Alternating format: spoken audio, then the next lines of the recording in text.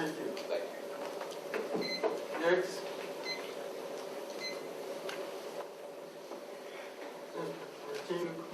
Attorney Regina Cruz. Thank you, Mr. President, Councilman Tillman, and to the rest of the City Council.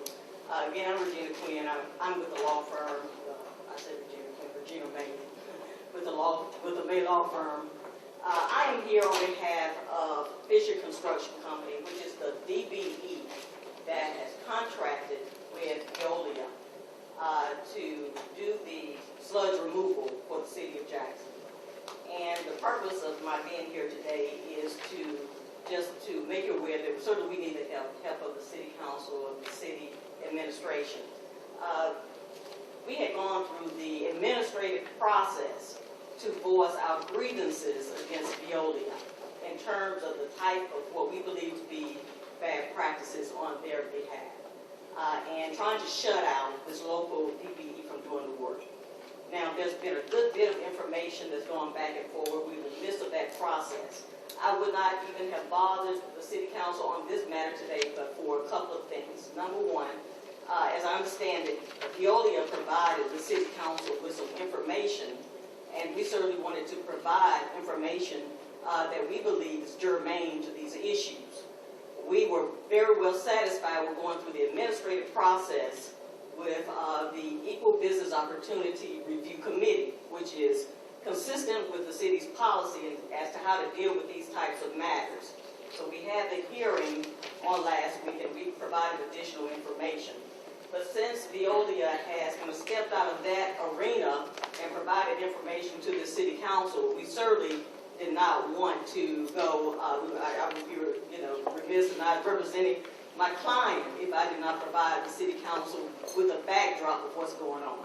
And then the second thing, of course, is the fact that Veolia asked the EBO Review Committee to allow it to replace Fisher Construction Company with another DBE. Well, Mr. Fisher attempted to go to the plant to do the work that he was contracted to do, only to be turned away. Now, as luck would have it, and which is so interesting about this whole scenario, is that Veolia said that they had a DBE ready and willing to do the work because they needed that done, because Fisher was not capable of doing the work that he's been doing for the last year. I won't tell you that there have not been some problems with Fisher, with any small company. That's the purpose of having these types of programs. The purpose of these type programs is to have the majority company to help assist with that, so you will have somewhat of a partnership. But if you don't have a company that has a spirit to help these DBEs, you're going to have problems. But Fisher showed up, was not able to do the work, was turned away, and he did not see the company's trucks out there that he was told of, that we were told would be used. He saw Partridge, which is not a DBE, but a majority company. Thank you. Thank you.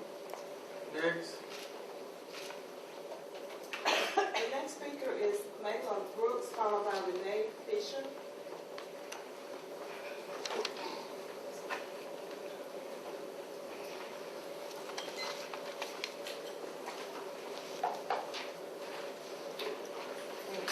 Good afternoon, Council, Mayor, Mr. President, and all the council members.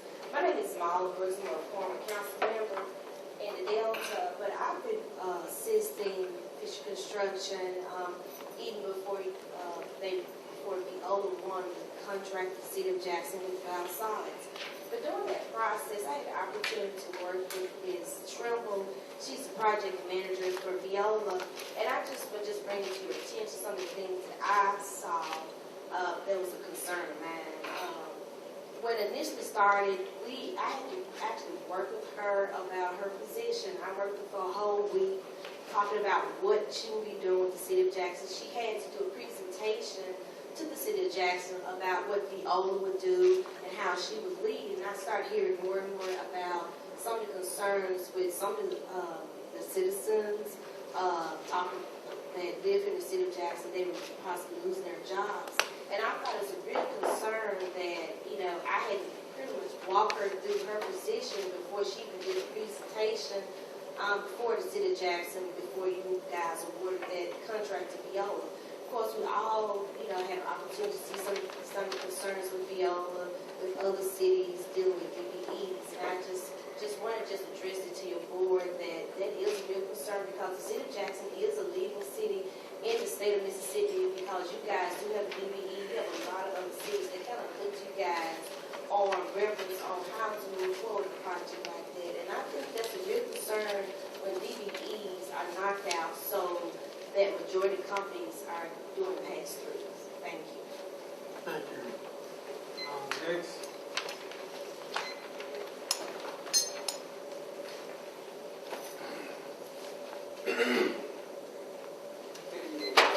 Mayor, councilors, I'm Renee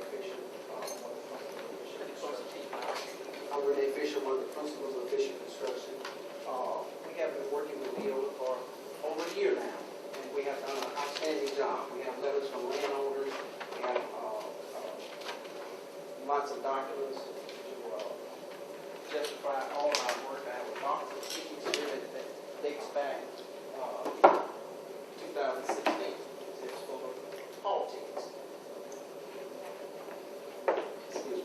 Please bear with me.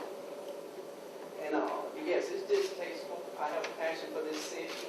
My business is here in this city. To get railroaded and pushed out by a majority firm, it's just distasteful. I mean, it's unbearable. You talked about Dr. Martin Luther King. Yes, he paid the price.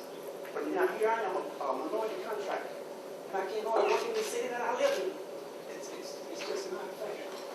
It's not fair. And I need you guys. This is an EVO ordinance that they put forth to you guys. And we need some help. We need to move forward, not backwards. I could go on and on. Yes, it's vendors that I own. Yes, but I can talk about the issue they had in New Orleans, the issue they had in Flint, Michigan. I can go on and on. You can pull this stuff up. I mean, come on, guys. We need some help. We need some help. I'm talking for sports golf because I was doing my job and I filed an EPO complaint. I tried to work it out with these guys back in May. Sent them a change order. They come in for change orders all the time. Why you talk about passing through? We're not passing through. Never has been. Check the records. Have no reason to be a passing through. We can do the work. We have the experience. Didn't nobody give me this. I didn't get it from the university. I did the work. Thank you. Thank you. This is, Oh, I have some photos to pass out. Let me ask you a question. I got you. Okay. If you have some information, could you give it to the legal department? Yes. And then, at this point, is the relationship repairable? In the meeting the other day, Mr. Miller asked that question to us. And we said yes. And then Kirk said no. But it's still a solution. We can break this contract apart. We can have a home, and we can have the land farm. That's what we know. Those are some of my employees back there. Willie Holocaine, Willie and Willie, Jesse.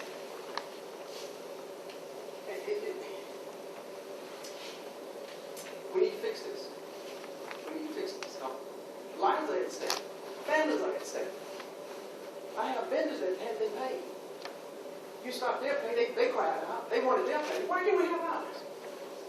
I mean, the days of the past is over. I'm going to say something that I shouldn't, but let me Let me just pull you back right there. Okay. Legal, could you provide us with a recommendation after reviewing the information? Could you review the information and provide us with a recommendation? I don't necessarily want to get into the weeds of it because I think the lawyers should get into the weeds of it and provide us with some degree of resolve. I don't think that's what's best.